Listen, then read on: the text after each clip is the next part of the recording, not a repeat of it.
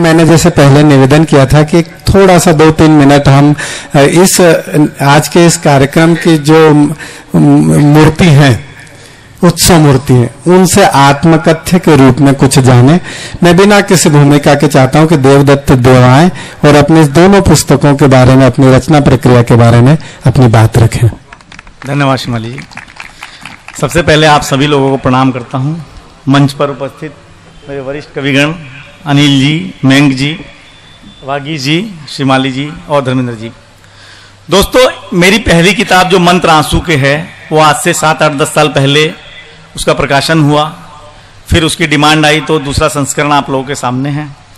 और ये एक संयोग कहें या एक रिश्ता कहें कि जब उसका विमोचन हुआ था कांदीवली में, तो उस वक्त भी वागीश जी मुख्य अतिथि थे और मेंग जी मुख्य अतिथि थे और शिमाली जी ने ही उसका संचालन किया था। और आज फिर से वही। और मैं, वागीश जी बोले कि मुझसे इतना प्यार क्यों करता है। मैं बता देता हूं कि जब मेरा संघर्ष का दौर था बंबई के अंदर, जब मैं संघर्ष कर रहा था बंबई में खड़े होने के लिए, तो कुछ लोग ऐसे थे जिन्होंने मुझे बहुत सहयोग किया। उसमें एक वरिष्ठ नाम मेंग जी का है, वागीश जी का है और श्रीमाली जी का है। इन लोगों का मुझे बहुत सहयोग, हर तरह से सहयोग मिला। जहां मैं भटका वहां मेंग जी ने बहुत संभाला। एक पिता की तरह मुझे मेंग जी ने यहाँ प्यार दिया। वागीश जी ने, जब मैं, कुछ लोगों ने मेरी किताब के ऊपर बहुत सारी टिप्पणियां की, तो वागीश जी ने मुझे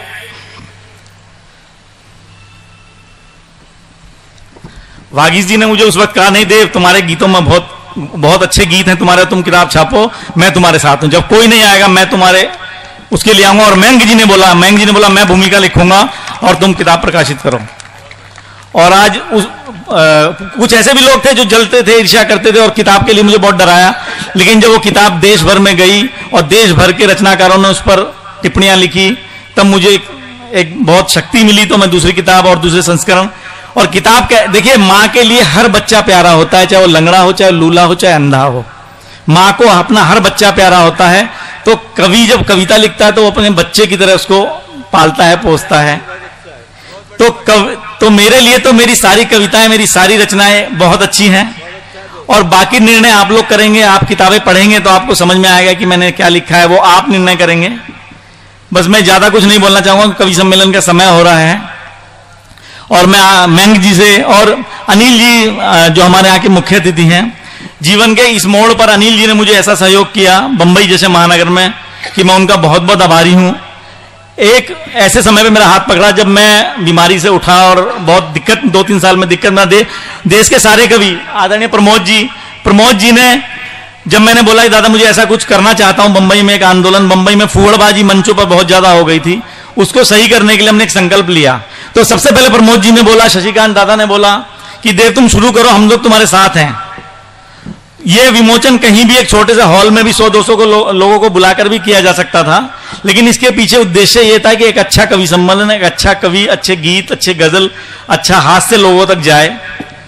मेरे गुरु बैठे हैं बलबीर सिंह खिचड़ी जी, मैं बहुत बहुत धन्यवाद देता हूं बलबीर सिंह खिचड़ी जी का। हास्य के बहुत बड़े कवि जो अंतर्राष्ट्रीय स्तर के कवि हैं।